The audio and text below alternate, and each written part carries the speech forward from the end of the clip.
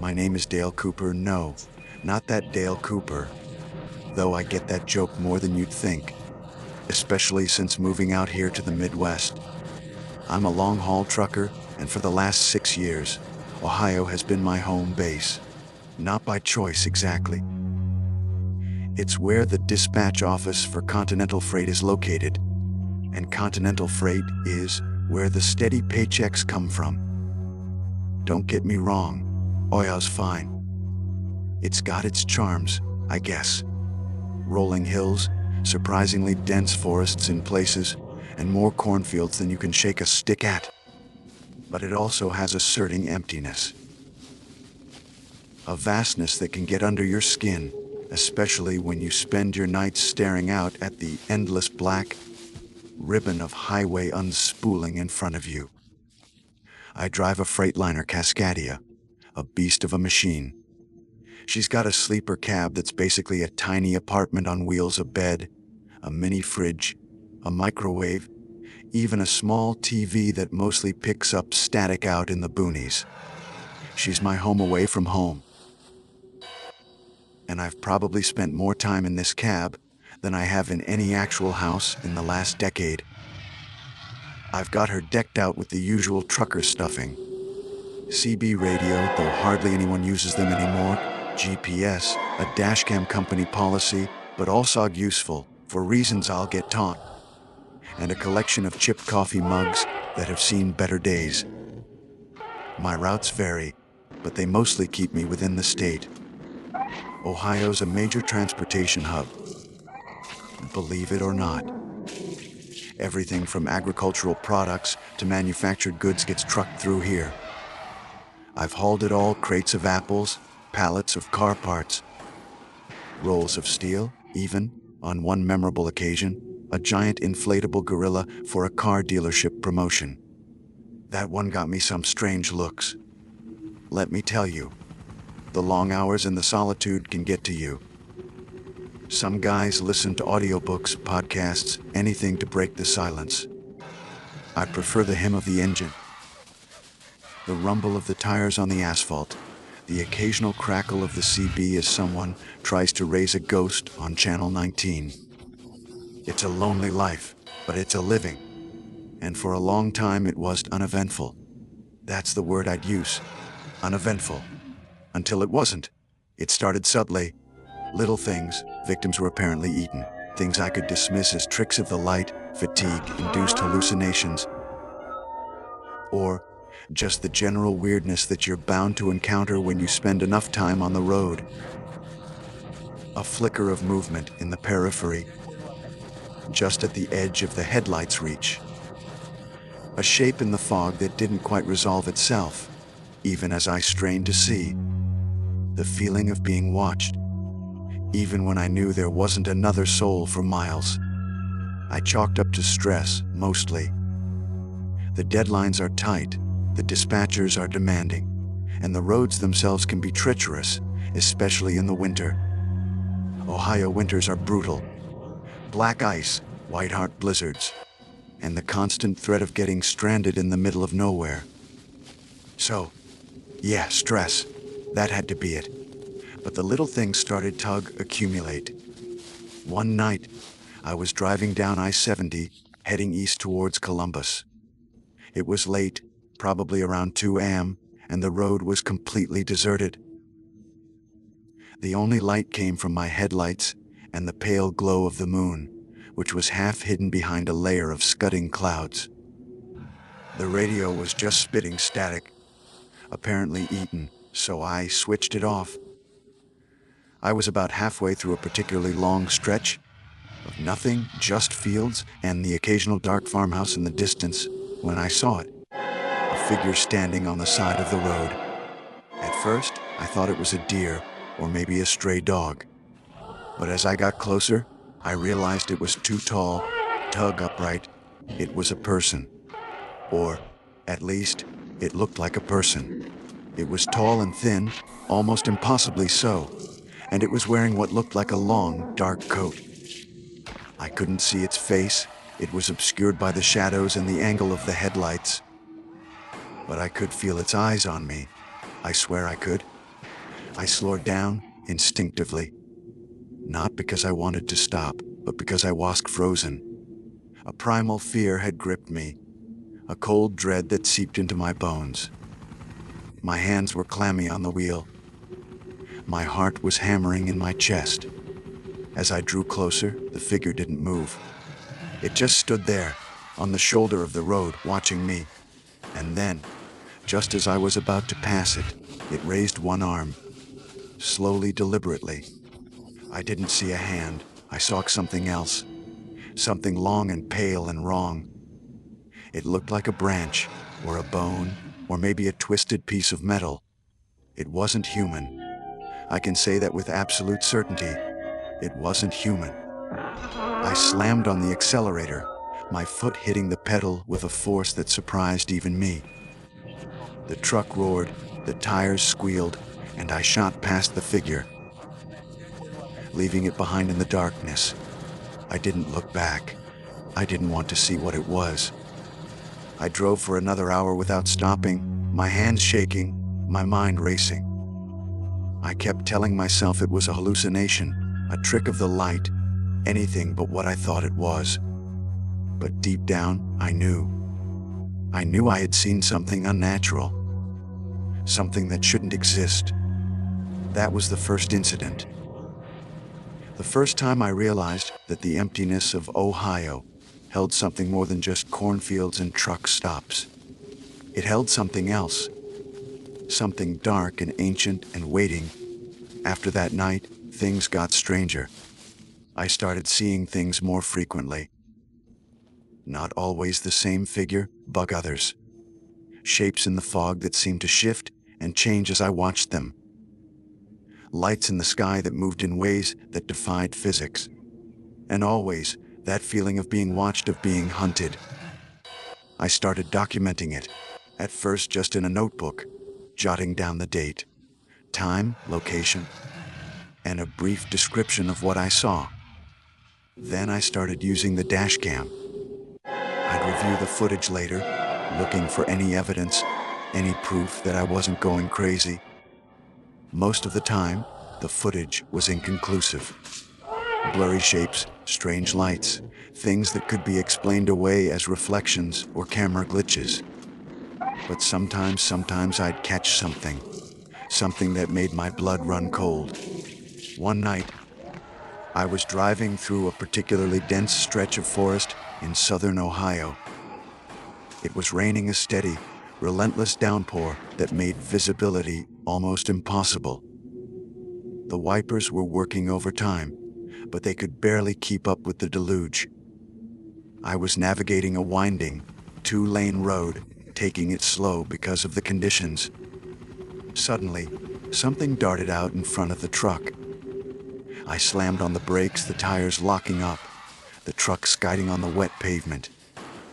I braced for impact, but it never came. I had stopped just inches from something. I couldn't see it clearly through the rain and the darkness, but it was big, really big. I leaned forward, peering through the windshield, trying to get a better look. And then I saw it. Two glowing eyes staring back at me.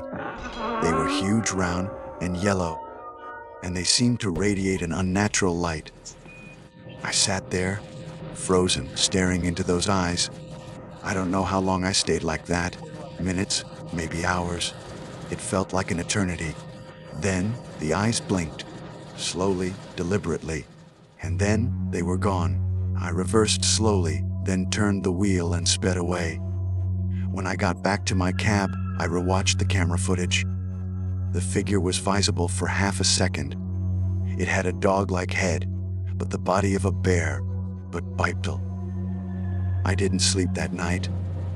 I kept replaying the image of those eyes in my mind, the feeling of dread that had washed over me. I knew, with a certainty that chilled me to the bone, that I was dealing with something beyond my comprehension.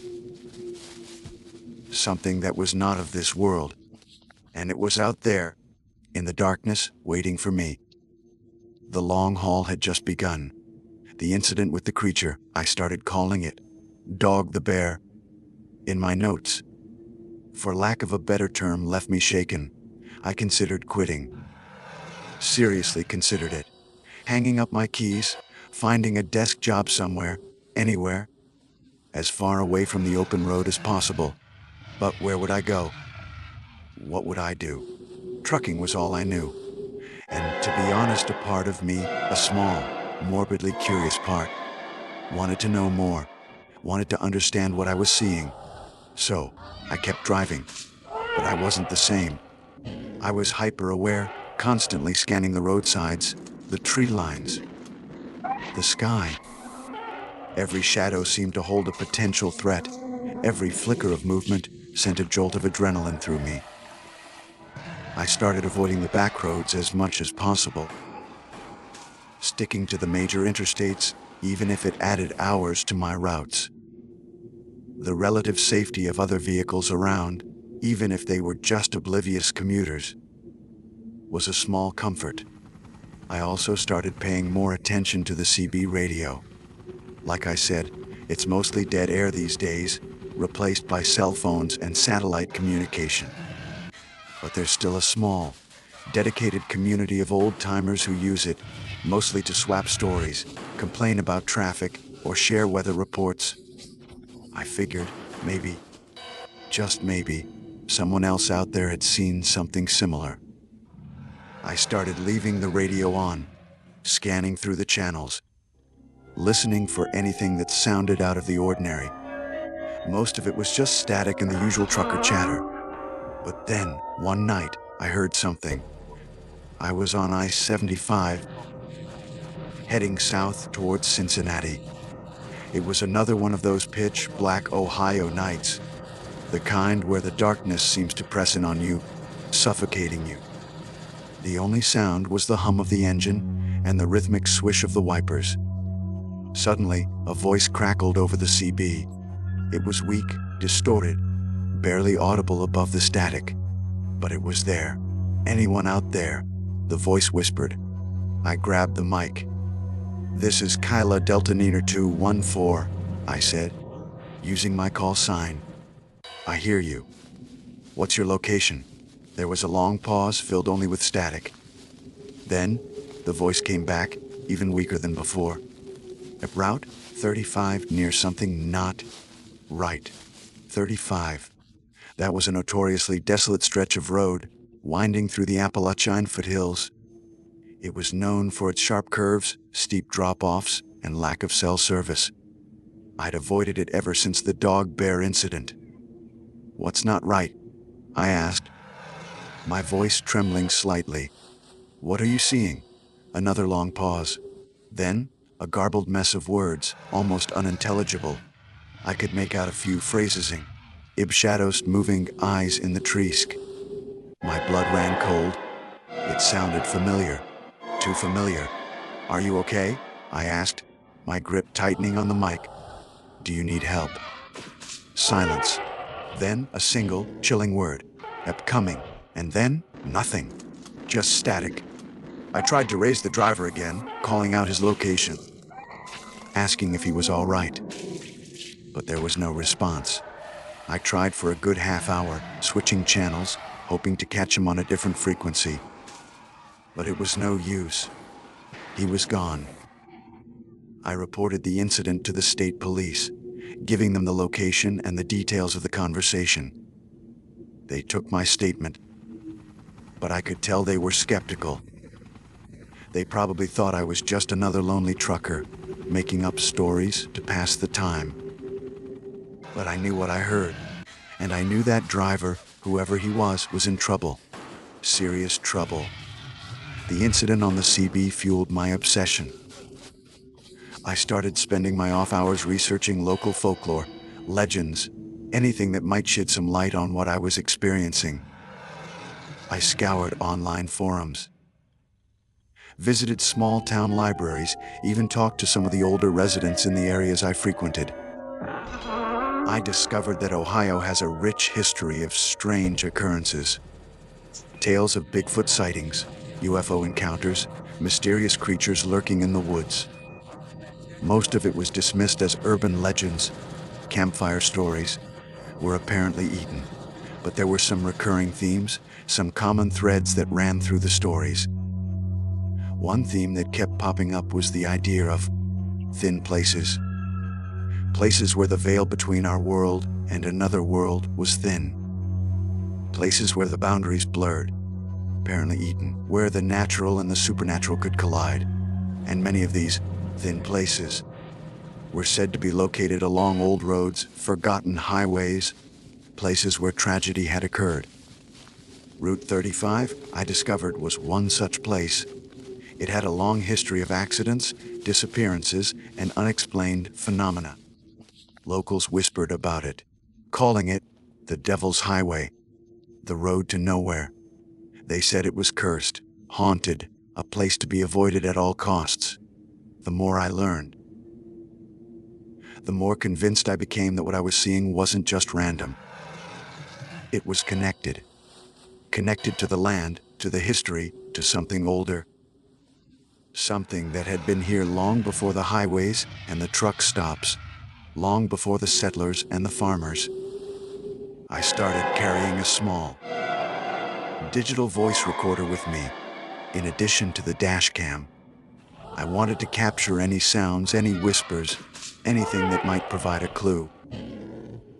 I also started experimenting with different frequencies on the CB, trying to reach out to other drivers, hoping to find someone who had experienced something similar. One evening, while parked at a truck stop near Chillicothe, I picked up a faint signal on a rarely used channel. It was a woman's voice, clear and strong, but filled with a palpable fear. I repeating, "Anyone out there, I need help." I immediately responded, giving her my call sign and asking for her location. She was on State Route 56, another one of those winding, backwoods roads that I'd learned to avoid. She said she was being followed by something not human. It's in the trees," she said, her voice cracking with terror. "I can see its eyes glowing watching Meb." I tried to calm her down, telling her to keep driving, to head towards the nearest town. I gave her directions to the nearest interstate, promising to stay on the line with her until she reached safety. But then, I heard a sound. A low, guttural growl coming through her microphone. It was a sound I recognized, a sound that sent a shiver down my spine. It's here," she screamed. "It's attacking the car." I heard a crash, the sound of metal crunching, glass shattering. Then, silence. I called out to her again and again, but there was no response. Just the static, the endless, mocking static. I felt a wave of guilt and helplessness wash over me. I should have done more. I should have gone to her. But I was too far away, and I was afraid. That night, I didn't sleep. I sat in my cab, staring out at the darkness, listening to the whispers on the CB, wondering how many other drivers had met a similar fate, wondering if I would be next. The road, once a source of income and a strange sense of freedom, had become a hunting ground, and I was the prey. The back-to-back disappearances on the CB, or at least what sounded like disappearances, solidified a grim resolve within me. I couldn't just keep driving, ignoring the growing darkness around me. I couldn't pretend it wasn't happening. I had to do something. But what? I was a truck driver, not a paranormal investigator. My research into Ohio folklore, however, had given me a few leads, flimsy as they were. The concept of thin places kept resurfacing, and the descriptions often included specific geographical features, ancient burial mounds, crossroads, areas with unusual rock formations. I decided to focus on areas near my recent sightings and the locations mentioned on the CB. I started using my downtime, those precious few hours between hauls, to explore these areas. I'd park my rig at a truck stop or rest area and take my personal vehicle, a beat-up Jeep Cherokee, to scout the surrounding countryside. It felt ridiculous, like something out of a bad movie, but I didn't know what else to do. My first few excursions were fruitless. I found plenty of old cemeteries, overgrown with weeds and forgotten by time. I explored some of the state parks, hiking through dense forests and along rocky creeks. But I didn't find anything unusual, just the quiet, unsettling beauty of rural Ohio. Then, one afternoon, I stumbled upon something. I was driving along a back road near Route 35, the Devil's Highway, following a hunch based on an old map I'd found online. The map marked a series of Native American burial mounds in the area. The road was little more than a dirt track, barely wide enough for my Jeep. It wound through a thick forest, the trees casting long, eerie shadows across the path. The air was heavy still, and the silence was almost deafening. I came to a clearing, and that's when I saw it. A circle of stones, partially hidden by overgrown vegetation. The stones were large, irregular, and covered in moss and lichen. They weren't arranged in a perfect circle, but the pattern was unmistakable. It was a ritual site of some kind. I parked the Jeep and got out, approaching the circle cautiously. A feeling of unease settled over me, a prickling sensation on the back of my neck. The air felt different here, colder, heavier. I walked around the circle, examining the stones. Some of them had markings on them, faint carvings that were almost worn away by time. I couldn't decipher them, but they looked ancient, older than anything I'd ever seen. As I stood there, I heard a sound, a low, rhythmic chanting coming from somewhere deep within the forest. It was faint, barely audible, but it was there. It sent a shiver down my spine. I pulled out my voice recorder and started recording. I wanted to capture the sound, to analyze it later. I also took pictures of the stones, of the carvings, of the surrounding area. The chanting grew louder, closer. I could feel the ground vibrating beneath my feet. I started to panic. I knew I had to get out of there. I turned to leave, but then I saw something. A figure, standing at the edge of the clearing, watching me. It was tall and shadowy, its features obscured by the darkness of the trees.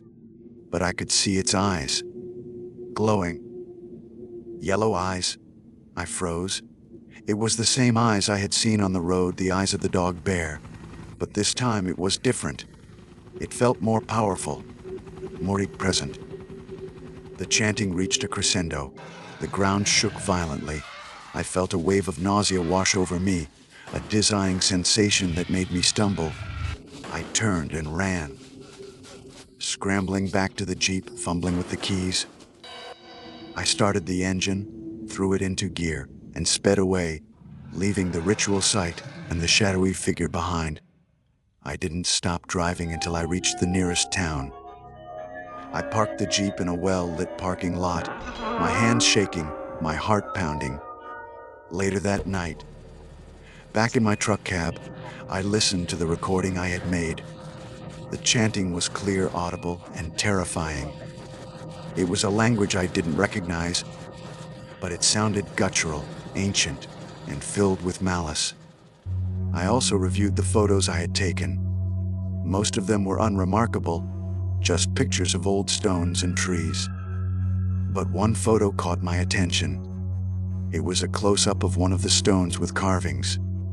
When I zoomed in on the image, I saw something I hadn't noticed before. A symbol, hidden amongst the other carvings. It was a small, intricate design, and it looked familiar.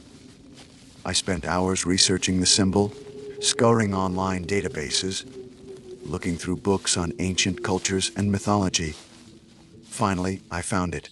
It was a symbol associated with occult, an ancient, obscure cult that was said to worship a being, a creature of darkness and chaos. The cult, according to the texts I found, believed that this being could be summoned through rituals performed at specific locations, thin places, where the veil between worlds was weak. The rituals involved chanting, sacrifices, and the use of specific symbols, like the one I had found on the stone. My blood ran cold. I realized, with a sickening certainty, that the ritual site I had found was not just a historical artifact. It was active, and the being the cult worshipped was the thing I had been seeing on the road. The dog bear, the shadowy figures, the glowing eyes. It was all connected. I knew I had to do something. I couldn't just ignore it. I couldn't just keep driving. I had to stop it. But how? I was just a truck driver. I didn't have any weapons, any training, any power. But I had one thing. I had knowledge. I knew where the ritual site was. I knew the symbol, and I had a recording of the chanting. Maybe, just maybe, that was enough. I decided to go back to the ritual site. But this time, I wouldn't be alone. I needed help. I needed someone who understood the supernatural, someone who knew how to fight back. I remembered a name I had come across in my research, a woman who lived in a small town near Route 35.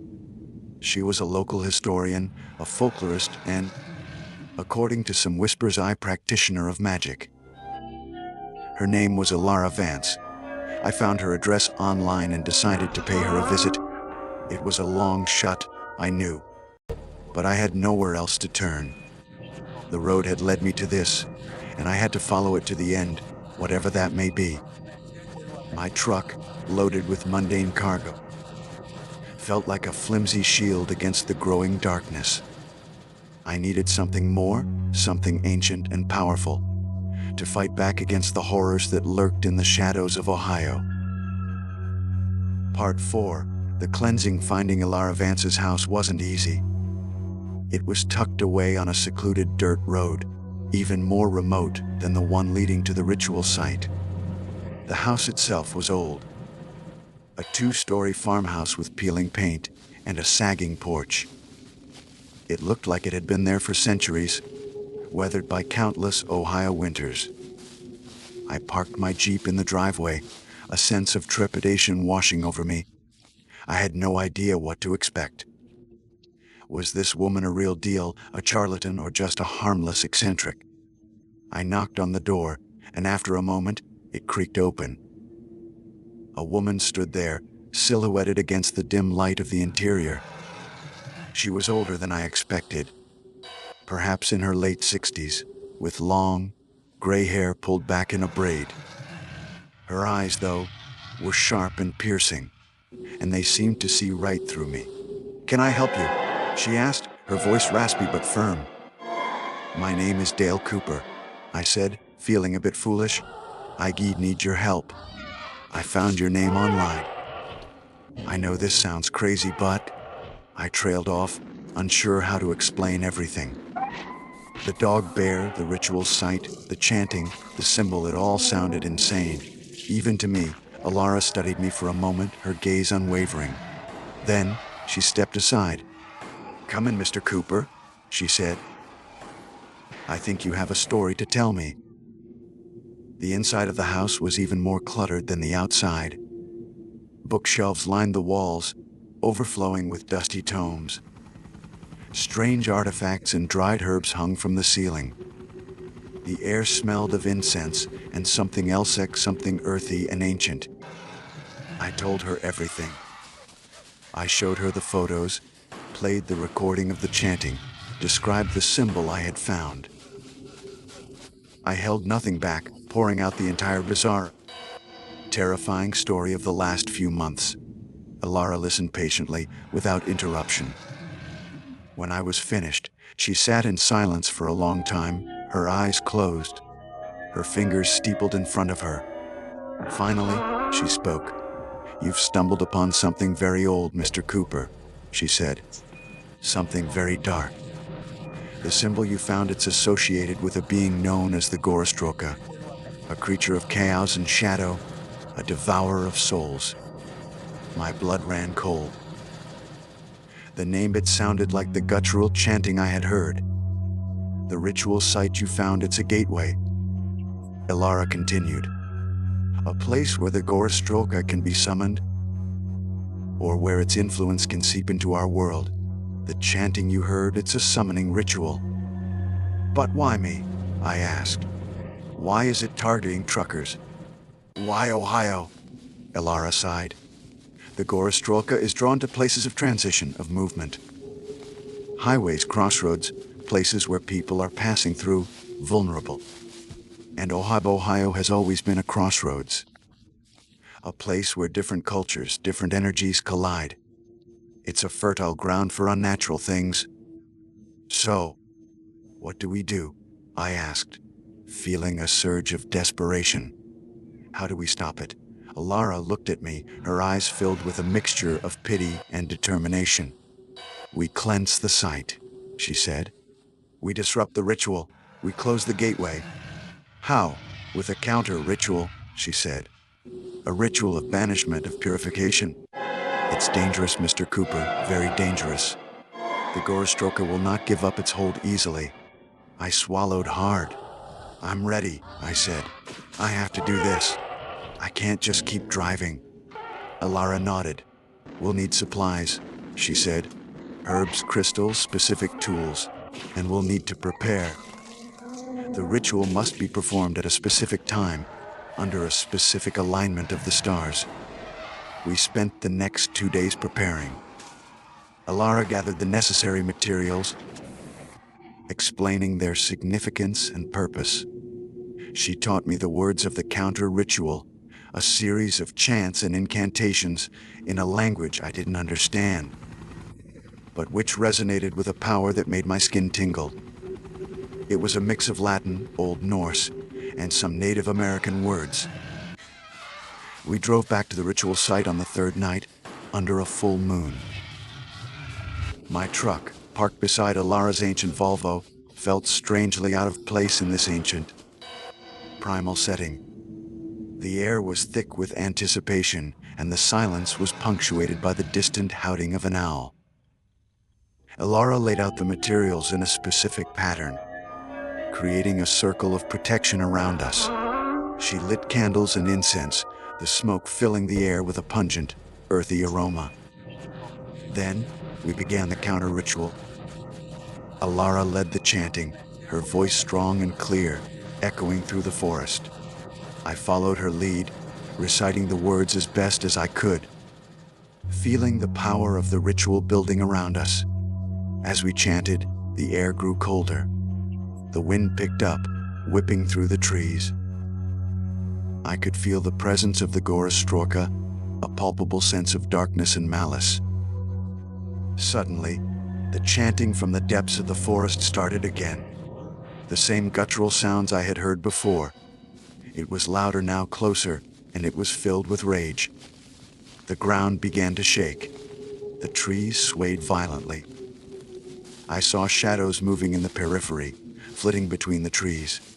I saw the glowing eyes, staring at us from the darkness. Elara continued the counter-ritual, her voice unwavering, her focus absolute. I fought back the fear, clinging to the words, to the power of the ritual. The confrontation reached a climax. The air crackled with energy.